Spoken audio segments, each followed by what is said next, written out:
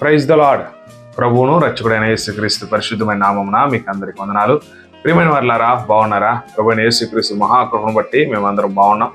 ఆయన యొక్క లేఖనాలను ఆయన చిత్తానుసారంగా ధ్యానించుకున్నటువంటి మన జీవితంలో దేవుడు గొప్ప కార్యాలు చేస్తున్నాడు. ప్రభువైన యేసుక్రీస్తు మనల్ని గడిచినటువంటి అనేక దినాల్లో దేవుడు మనల్ని కాపాడుతూ ఆయన రెక్కల చాటును మరుగుపరుచుకుంటూ మనకు కావాల్సినటువంటి ప్రతి అవసరతను ఆయన తీరుస్తున్నాడు కనుక సమస్త ఘనత మహిమ ప్రభావములు యేసేకే చెల్లుగాక. గడిచినటువంటి దినాల్లో మనము వాక్యము, ప్రార్థన అవి మనం ధ్యానిస్తున్నాం. అందులో భాగంగా మనము ప్రార్థన గురించి ఒకసారి మనము ధ్యానించుకుంటూ వస్తున్నాం.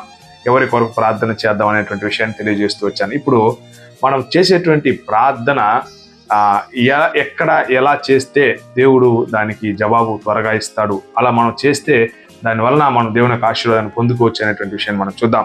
అపోస్తుల కార్యంలో మనం చూసినట్లయితే 1వ అధ్యాయం 14వ వాక్యంలో, అదేవిధంగా 2వ అధ్యాయం 42, అదేవిధంగా 6:4 మనం చూస్తే, అదేవిధంగా 12:5 మనం చూసినట్లయితే వాళ్ళు ప్రార్థన చేశారు. అంటే వాళ్ళు కూడి ప్రార్థన చేశారు. అంటే 1:14 మనం చూసినట్లయితే వీరందరూ వీరితో కూడా కొందరు స్త్రీలను, యేసు తల్లి అయిన మరియాయు ఆయన సహోదరులను ఏక మనసుతో ఎడతెగక ప్రార్థన చేయుచుండిరి. ఇక్కడ ఒక సంఘం ఆవిర్భావం ప్రారంభించబడేటువంటి ఒక సందర్భం. ఈ సందర్భంలో ఏక మనసుతో ఒక సంఘంగా కూడి వాళ్ళు ప్రార్థన చేస్తున్నారు. ఈ సమయంలో మనము గుర్తించుకోవాల్సినటువంటి విషయం ఏంటంటే, మనము సంఘంకి వెళ్ళినప్పుడు ఏక మనస్సు కలిగిన వారముగా ఉండాలి. సంఘాల్లో ఒక్కొక్కరికి ఒక్కొక్క ఆలోచన, ఇలా చేస్తే ఇలా బాగుంటుంది, అలా చేస్తే బాగుంటుందేమో, కొంతమంది సంఘ క్రమాన్ని మారిస్తే బాగుంటుందేమో అని అంటున్నారు.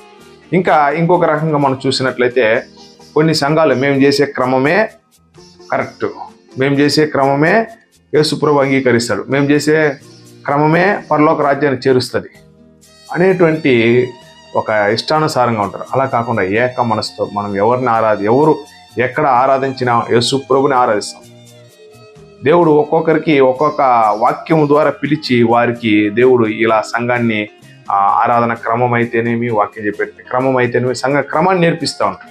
ఆ రకంగా వాళ్ళు నడిపిస్తారు. నేను వాటి కొరకు కూడా చాలా అనేక దినాల ప్రార్థన చేస్తూ వచ్చాను. అందులో నేను తెలుసుకున్నటువంటి ప్రాముఖ్యమైన విషయం ఏంటంటే, ప్రార్థన చేసేటువంటి విధానం అయితేనేమి, ఆరాధించేటువంటి విధానం అయితేనేమి, వాక్యం చెప్పేటువంటి విధానం అయితేనేమి, కొందరికి వాళ్ళ మనుషులకు మనుషులు దేవుడు సృష్టించిన మనుషులు స్వతంత్రంగా, వాడు స్వతంత్రంగా ఉండేటప్పుడు వాళ్ళు స్వతంత్రంగా ఆరాధించుకోవాలని కోరుకుంటాడు. అంటే వాళ్ళ యొక్క మైండ్ సెట్ని బట్టి ఆరాధించాలని కోరుకుంటారు, వాళ్ళ మైండ్ సెట్ని బట్టి ప్రార్థన చేయాలని కోరుకుంటారు. అలా ఎక్కడైతే ప్రార్థన చేస్తారో అక్కడ వాళ్ళు కలిసి దేవుని ఆరాధిస్తారు. అయితే అక్కడికి వెళ్ళిన తర్వాత వారితో మనం ఏక మనసు కలిగి మనం చూస్తున్నాం.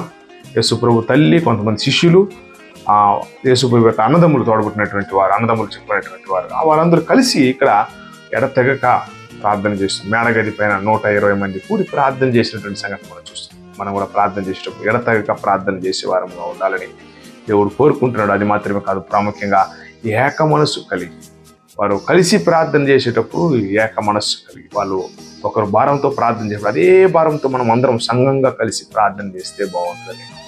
దేవుడు ఈరోజు మనతో మాట్లాడతాం. అలా మనం ప్రార్థన చేద్దాం, ఏక మనస్సు కలిగి ప్రార్థన చేద్దామా? పరిశుద్ధుడా, ప్రేమ నమ్మకం కలిగిన మా యేసయ్య నాయకు వందనాలునైనా తండ్రి, స్తుతి స్తోత్రాలు ప్రభా. ఈ యొక్క సమయంలోనైనా తండ్రి ప్రభా, ఏక మనస్సు కలిగి అయినా తండ్రి ప్రార్థన చేసినటువంటి సందర్భాన్ని మాకు చూపిస్తూ వచ్చారు ప్రభా. ఏ సంఘంలో ఉన్నా, ఎలాంటి క్రమంలో ఉన్నా తండ్రి ఏక మనస్సు మాకు అందరికీ దయచేయాలని మేము ప్రార్థన చేస్తున్నాం. ఇప్పుడు ఎవరైతే ప్రార్థన చేస్తారో మేమందరం కూడా ఏకీభవించి ఏక మనస్సుతో ప్రార్థన చేసే అనుభవం మాకు దయచేస్తున్నది. మనల్ని ఎవరైతే ప్రార్థన చేస్తున్నారో వారిని దీవించండి, విడుదల దయచేయండి, సమాధానం దయచేయండి, స్వస్థత దయచేయండి, మేలైన ఆశీర్వాదం తృప్తిపరచండి వారిని నా తండ్రి. ఆ విధంగా మీరు ఆశీర్వదించండి. ఈ యొక్క వాక్యము వారి జీవితంలో ఆశ్చర్యక్రియను, అద్భుత క్రియను జరిగించి నీ నామాన్ని మహిమపరిచి నీ స్వరూపంలోనికి మార్చి నీ రాకడకు వారి మమ్మల్ని అందరినీ సిద్ధపరచవలసిన ప్రార్థన చేస్తుంది. మీ చేతికి అప్పగించుకొనొచ్చు. యేసుక్రీస్తు పరిశుద్ధమైన నామమున అడిగి వేడుకొనొచ్చు నాము తండ్రి. ఆమేన్. God bless you.